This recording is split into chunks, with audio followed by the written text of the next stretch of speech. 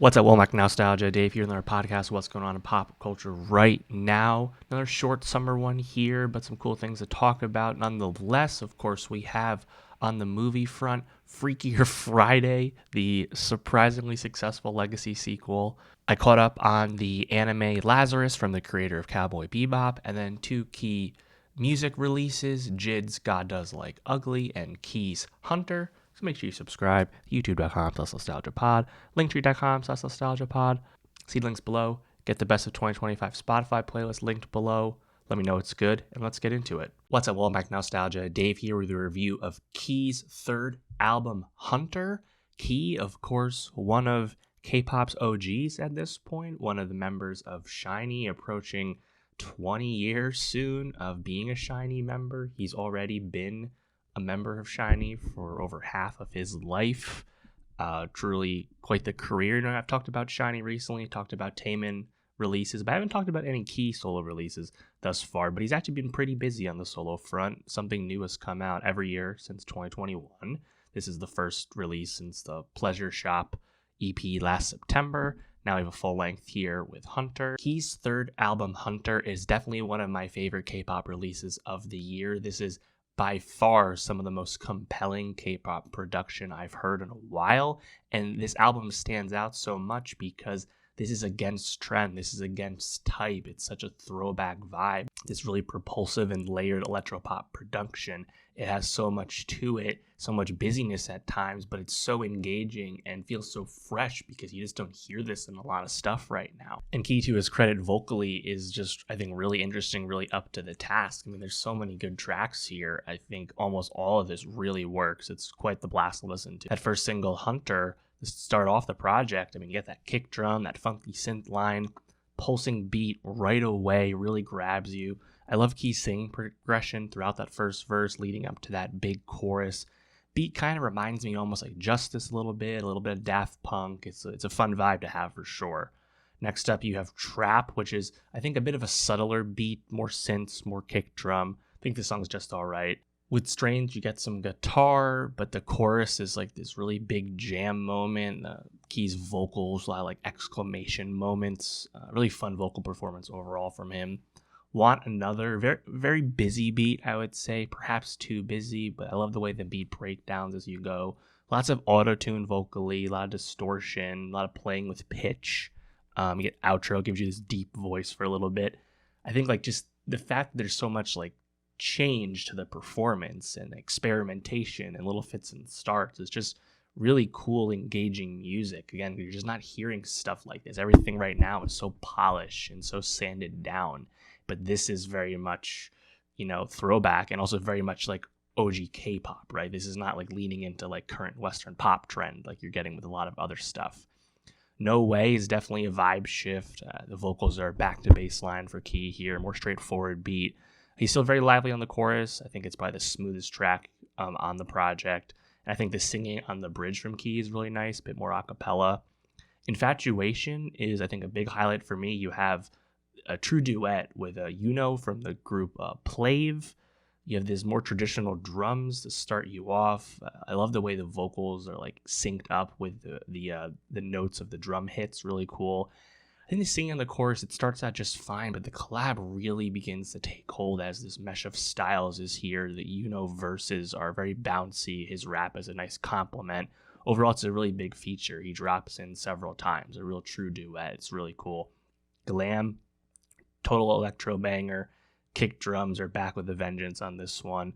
Chorus is a bit of a tone shift from the aggressive verses, but overall, I think the contrast is working. Picture Frame, another pulsing beat. I think the verse 1 vocals really stand out. Kind of have this downshift in the middle here, but then the chorus gives you these really glitchy vocals with the beat. Pretty cool. I was pretty impressed just with, again, all the things this song is able to accomplish in a short run time. That one's pretty impressive. Perfect Error, another pretty good duet with Solgi from Red Velvet. I love the strings. Total bop for the most part. Very enjoyable tempo, very light on its feet. Nice build up to the outro. Good song for sure. And then the last song, Lavender Love, a bit more texture on these drums. The vocals, though, are kind of sparse on the chorus, and they're almost like a bit behind the beat, like not quite matching the tempo. I guess it still works for an outro, but I think Lavender Love is one of my, least favorite songs. But overall, I mean, it's giving you so much for such a short runtime. I think it's quite the highlight. And when I think about like K-pop male soloists that have released projects this year, it's been pretty good. You've had Baekhyun, Ten, Mark, and now Key. All of those are big highlights for me. And I think making a top 10 albums list is going to be really challenging this year. Let me know, though, what you think of Key's third album, Hunter? What was your favorite song on it? And for more music reviews, more K-pop reviews, subscribe. And I'll see you next time. What's up, Mac Nostalgia? Dave here, the review of JID's fourth album, God Does Like Ugly. 3 years since the last JID album, The Forever Story. And, since then, the recent years with JID, I think his profile has certainly raised. Of course, he had the very random but successful collab with Imagine Dragons. Can't necessarily blame JID for taking the check there, but I guess it does say something that Imagine Dragons and their team and label wanted to put JID on one of their songs given their massive platform. So there's something to be said about that. Also, JID's song Surround Sound from the last album went viral on TikTok, and JID actually references that on the first track of this album, You Ugly. Just took a fucking ceiling challenge to show him above my peers, be serious. And I guess you can understand JID's frustration that it took, a TikTok dance challenge to one of the simpler aspects of one of his songs to really get a lot more attention on him. And, he's been grinding for a long time. He references that across this album. He talks about that a lot. It's a big subject matter of his, his story in general, right? But JID is now 34 years old. He's not a youngster on the come up anymore, right? He's successful, the most successful member of J. Cole's Dreamville roster, and he actually makes a reference to that as well in the course of this album. On VCRs, he says, "I ain't killing shit cause of Cole, it's cause I'm cold." If you don't think it's looped into the Dreamville camp, but he's someone who's really made his own career and his own success despite all that. So, for me, coming to a new JID album, I'm obviously welcoming it because he's such a capable rapper, but I've never loved a JID album before. There's always been something that's held me back. I've liked all the ones I have heard, right? I think everything he's done has been good, but I don't know if anything has been super great, right? Maybe DiCaprio 2 is my favorite thing I've heard from him. JID's fourth album, God Does Like Ugly, is probably my favorite album of his. This definitely sounds like the album where JID has put it all together in terms of all of his influences, his strengths, and having a really clear and concise point of view that comes across really well on this. I think you still get the really aggressive rapid fire flows, the dexterity, technical ability that he has in leaps and bounds. Of course, that's here. And there's some really great bangers, some really hard tracks here, the trap sound we associate with JID. There's also a really righteous side to this album. I really enjoy hearing JID with background choir, with church nods and stuff. You do get that across Atlanta rap from time to time, and I think this is a really good example of that, and feels like this decision has taken JID's strengths and kind of elevated the general material and the vibe of the album, and I think it really sounds great overall. This also might be my favorite guest list on a JID album. I mean, a lot of these features make a really big impression, and you start that off with the first track, You Ugly. You hear, for the first time on the album, you hear none other than Westside Gunn and all his iconic ad-libs. I think that was a really fun way to kick off the album. You get this snapping choir, the trap drums we associate with JID music come right in. And then you get a tight flow, some fun wordplay from JID. I like the K-pop no Blackpink line, the Lewis and Clark reference. He's definitely one to give you some fun and amusing punchlines. Glory, definitely fitting that righteous vibe here. You have the drums, and you have this choir vocal loop that's really cool. Very reminiscent of Good Drank from 2 Chainz from, 8 years ago or so. Not quite to that level of like singing the hosannas, but definitely it's where my mind drifted to. And then that speech that's sampled at the end, I thought was really effective again at communicating that, more heavenly message, you could say. You have the lead single, Work, WRK. It's the only single. Really simple drums, hi-hats really, but the bars are there. The bars are hard. It's just a classic JID banger there. Community, big highlight for me. At that deep voice, menacing voice at the start. And then JID's incredibly aggressive, giving you a Lisan Al-Gaib Dune name drop, which I appreciated. The chorus is very frank. We're talking about some dark material for sure. And then you get the Clips feature. And Clips and JID are two peas in a pod in terms of what they do as rappers. So it's a great collab. The song's awesome. Next up, you have Jeezy or G's. Great beat. I love those eerie strings with the drums. JID's, I think, the flow switch up he does, which he does often, really effective on this song. The second verse really picks up the tempo just a little bit. He's going just a little bit harder, really showing you how capable and versatile he is with his bars. VCRs featuring Vince Staples. That's where the Cole reference is. I think Vince is good here. Not my favorite Vince feature in a while. Kind of similar like sound to his self-titled album from a few years back, which was not my favorite Vince. So I'm okay on it. Then you have, I think, a really stark and noticeable change on the song. You have Skate featuring Sierra and Earth Gang, his Dreamville label mates. And that song's a lot more melodic. The beats like drum and bass almost. Sierra with a sung chorus. Definitely a different vibe than what we've had to that point. What We On, really just kind of a Don Toliver song. That distorted autotune we associate with him. Nothing like out of the ordinary, I guess. And like JID almost plays like second fiddle on most of the song. It's fine. Wholeheartedly though, in terms of like JID putting it all together, I actually think his singing is not that bad on this.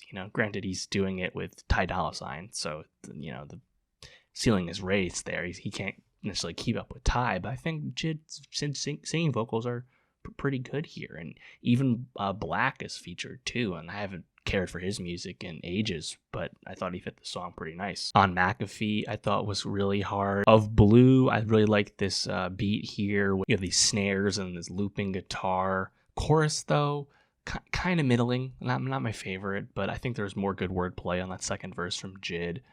K-Word, one of the longer songs, very hypnotic, very hazy beat, hazy vibe. Bass drum really hits. And then you have the closer for Keeps, which, dare I say, is reminiscent of Kanye's Last Call in a little bit. Like, reflecting on his come up with great detail, right? JID's a really good storyteller when he gets super specific about things, and just talking about, his rise, talking about going to open mics and stuff, and revealing that he's a dad at the very end. I think he's a really good closer. So yeah, shout out JID. I do think there's some songs on here that I'm going to revisit more than some of the stuff on the last album. I think songs like Community, songs like Work, songs like Glory. This is a good one. It's one of the best rap albums of the year. Does it hold a candle to the Clips album for me? No, not even close. But I do think it's very good. And I'm curious what like harder core JID fans than me think. Right? If you're a big JID fan, you've loved the JID album before. What do you think about God Likes Ugly? Let me know. And for more music reviews, more rap reviews, subscribe. And I'll see you next time. What's up, Womack Nostalgia? Dave here with the review of Lazarus, the anime series from Shinichiro Watanabe, of course, the famed creator of Samurai Champloo, Space Dandy, and of course, his most celebrated work, my favorite anime of all time, Cowboy Bebop. Obviously, a new series from him was going to be on my radar. This actually aired both in Japan and the US earlier in the year, from like April to like late June time or so.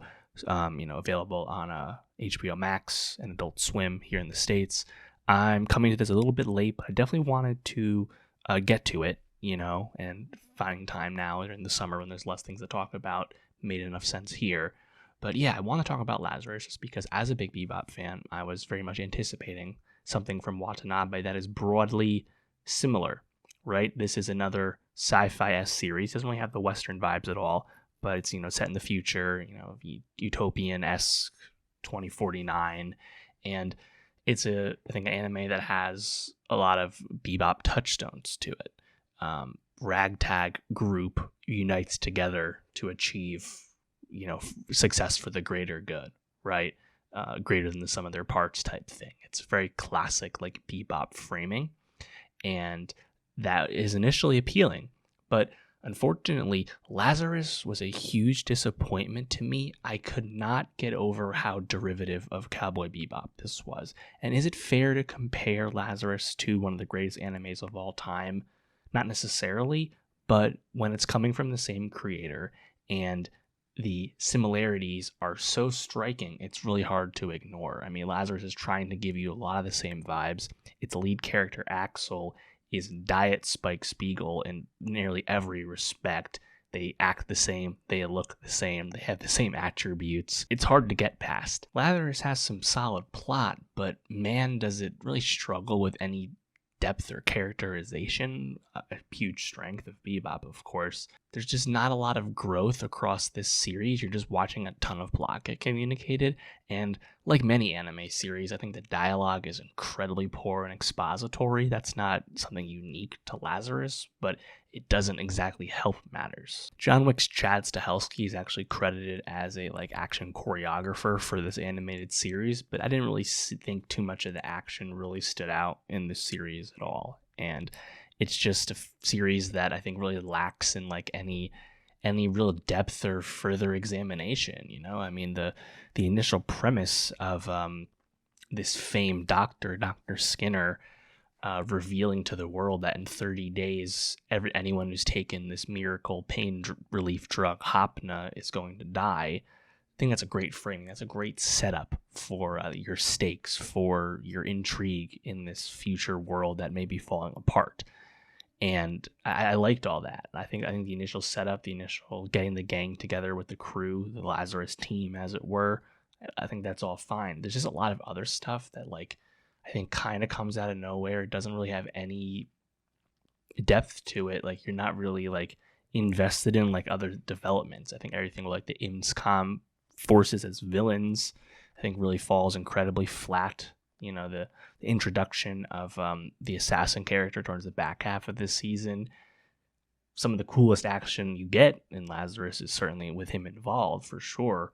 But his whole presence on the show is just so nebulous and so, I think, just kind of gray, And I was most let down, I think, were the general metaphor, in terms of this being, COVID comment, you could say. Depth not there. You understand the initial comment right away, and the problem is there's no second comment. There's no next line in the passage. I was just so let down by just how it all went. Again, there's things I like about it, right? I like how the episodes, at least the beginning, they start with this intro kind of voiceover, which is, I think, fun exposition, and it's coming from a different character of the team every time. I like that. I think that was kind of cool. I enjoyed, for me, I think the best episode in the whole series is episode 4, Don't Stop the Dance. That's where the team has to infiltrate this club, and they use deception, and they fight these really detestable villains. There's a great fight. There's a great chase.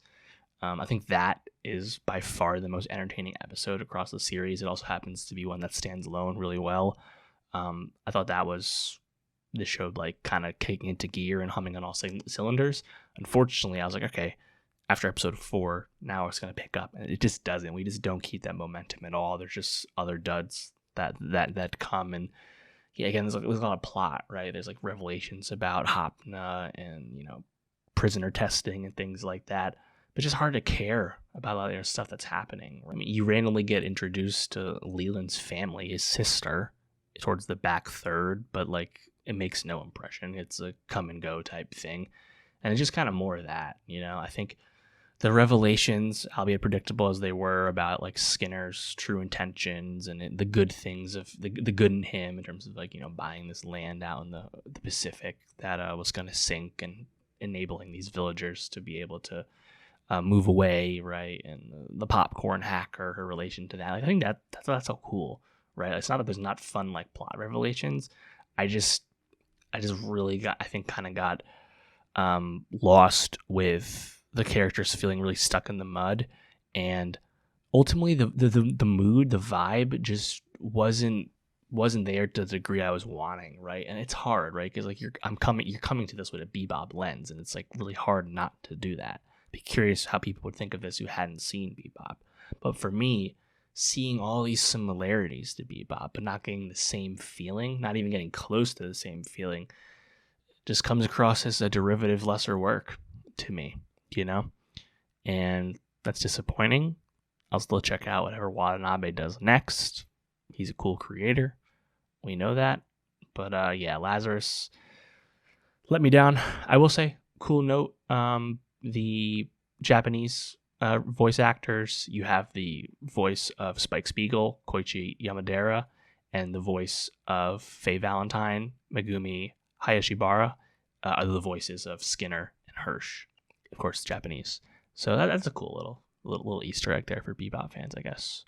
But yeah, Lazarus was a dud for me. Let me know, though. If you liked it, if you disagree with what I said about Lazarus, you think it's really good, let me know why. Like, tell me why I'm wrong, because it just did not hit for me. Let me know, though. And for more TV reviews, subscribe, and I'll see you next time. What's up? Welcome back to Nostalgia. Dave here with the review of Freakier Friday, the new comedy film starring Lindsay Lohan and Jamie Lee Curtis. This, of course, is the legacy sequel to Freaky Friday from 2003, which was, from a commercial perspective, the most successful film of Lindsay Lohan's career. When you adjust the domestic gross for inflation, that's well over $200 million today.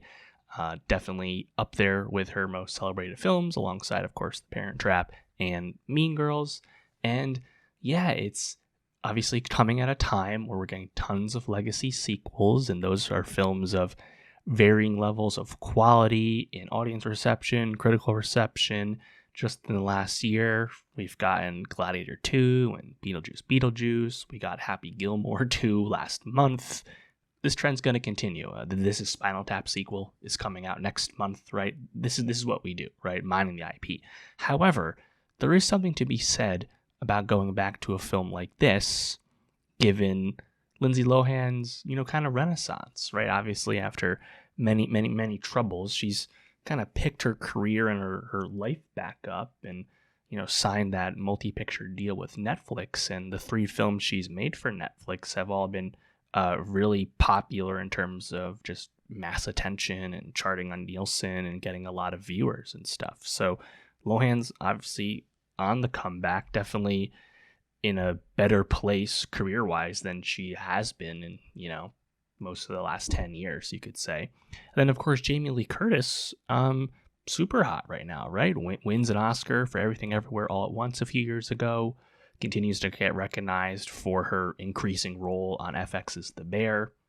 Always around as a big, figure within Hollywood. Much to my surprise, Freakier Friday is a great legacy sequel. Talk about a film that's able to remind you of its past, repeat those beats today, but in a fresh, new way, but not that new way, and overall just come across as a really fun and satisfying time. That's what this movie does. What's so great about this film is that the cast is excellent. Lohan really brings it, her best work in years. JLC, very dependable at this point. And the 2 newcomers to the franchise, Julia Butters and Sophia Hammonds, are both really good as well. Julia Butters, of course, we remember her from Quentin Tarantino's Once Upon a Time in Hollywood when she was the little kid. Now she's not a little kid anymore, and she's playing Lindsay Lohan's daughter, and she's excellent in this movie. This film also gives you Manny Jacinto as the romantic male lead. I mean, what more could you really ask for? The simple choice of having 2 people body swapping the original and increasing that to 4 in the sequel is ripe for a lot of fun material with the key gimmick of the Freaky Friday movies, and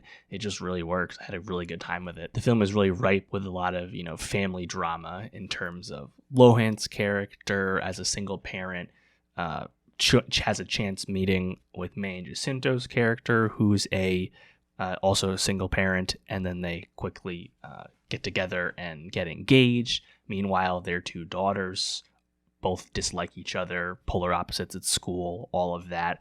So you get, I think, a lot of fun, adolescent comedy, high school comedy stuff, really good food fight scene at the beginning of the movie.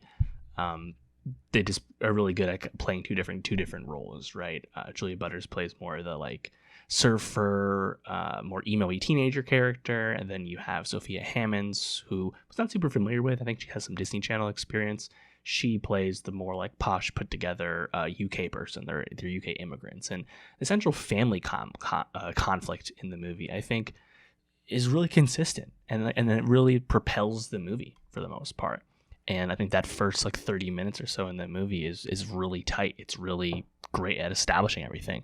And then once you get the body swap that is going to happen, you get a lot of the great fish out of water stuff again. This time, not just a mom and her parent shifting, but you have Sophia Hammond and Jamie Lee Curtis switching despite no actual relation, which I thought was pretty funny. And I think Julia Butters does a great job playing Lindsay Lohan's character within her, right, with the body swap. And she's someone who people were like, keep an eye on her, like hold that stock, ever since she acted as a child across from Leonardo DiCaprio in Tarantino's movie back in 2019. And as she's grown up, she's a teenager now, she's grown up, she has had some more smaller roles, like in The Gray Man, like in Spielberg's The Fabelmans, but this is like her true, I think, like coming out party as like a more adult person, even though she's still pretty young. So I think she's like 16. Really impressive, I think. And this definitely, I think, will shine a greater light on her future career. But Lohan, I think, also does a really good job of bringing this. I have not watched the 3 Netflix movies that she's made that have been quite popular, albeit not critically well regarded. So I haven't really been keeping up with her acting comeback. But I thought she did a really good job. I think she's still very personable, very charismatic. I was able to, I think, really seamlessly transition from the teenager in the first movie to now the mom in this movie. That all really works. Jamie Lee Curtis, you know what you're getting at this stage. It's very familiar to what she does, elsewhere. Good. If there's any stuff that I think, the movie kind of like jumps around a little bit too much, like I think there's this whole like subplot with this pop star, Emma, I think her name is, who is a client of Lindsay Lohan's like music manager, like A&R character, her job, that's her character. Everything with pop stars like kind of middling. Like anytime we spend with her, right, it's rather spend with the rest of the people, really. The movie has like, I think, a little bit of a too neat like ending at like the ending concert. I always find like concerts in movies, like the crowd always comes across as so unrealistic and so staged. It is what it is. But the emotional beats of what's happening at the concert scene themselves, I do think really work. Because like I think you're really invested in at first watching the kids want to break up the marriage, and like the enemy of my enemy is my friend type thing, where they team up to break up the marriage once the body swap has happened. That way they don't have to be together and move where they don't want to move and things like that. That all the family conflict. And then we watch that shift once they realize how much they actually want to be together. And I think all of that, like familial drama, like the arc of that really comes across well.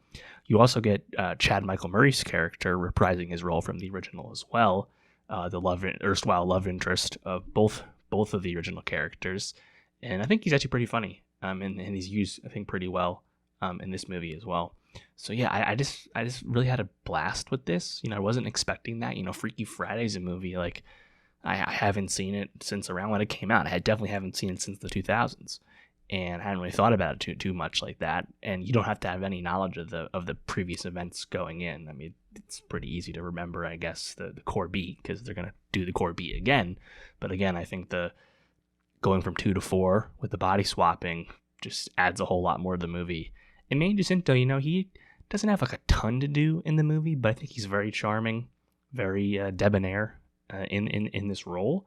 And if you think about between, since Manny Jacinto like got cut out of Top Gun Maverick, right? He was like barely in the movie. All his scenes got cut. His like post Good Place career has really distilled down to, I think, now this role, and then completely other side of the coin, his great villain turn in the Star Wars series, The Acolyte. This is a showcase for Manny Jacinto, I think. Put him in more stuff, and I'm sure that'll happen.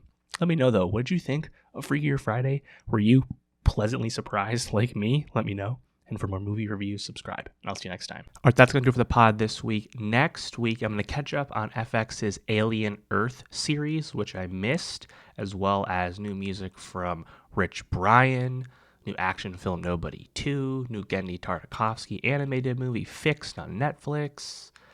Maybe I'll get to see Spike Lee's Highest to Lowest. Not sure when I'm getting to that just yet. But things are coming. Make sure you subscribe. youtube.com/nostalgiapod. linktree.com/nostalgiapod. See links below. Get the best of 2025 Spotify playlist link below. Let me know it's good. And I'll see you next week.